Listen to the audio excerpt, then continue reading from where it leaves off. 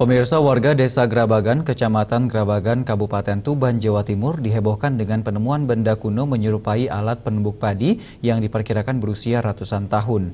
Benda tersebut ditemukan secara tak sengaja oleh pekerja yang sedang menggali pondasi pembuatan kantor desa setempat.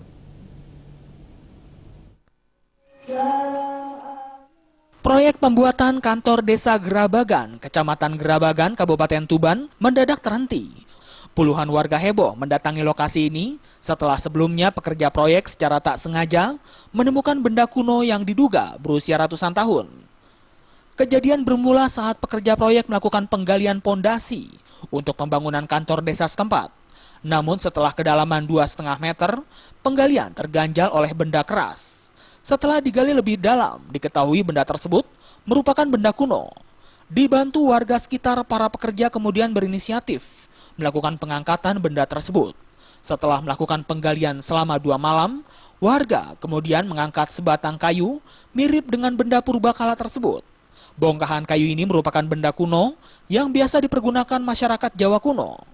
Sekilas bentuknya mirip lesung atau alat menumbuk padi. Namun ada juga yang menyebutkan mirip gendungan atau alat untuk mandi. Pada awalnya itu menggali stros pondasi hingga mengebur. Setelah dibur itu terasa burnya tidak bisa masuk, sehingga menggali sedikit, ternyata itu adalah kayu yang selanjutnya saya suruh untuk menggali lebih lebar lagi dan lebih kelihatan, sehingga kelihatan jelas kayu.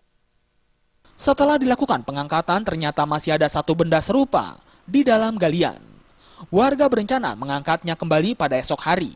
Warga berharap pihak terkait segera datang ke lokasi untuk memastikan identitas benda tersebut. Jika dimintai oleh pihak museum maupun pihak terkait, warga akan menyerahkannya secara sukarela. Dari Tuban, Jawa Timur, Sumali Malwapati melaporkan.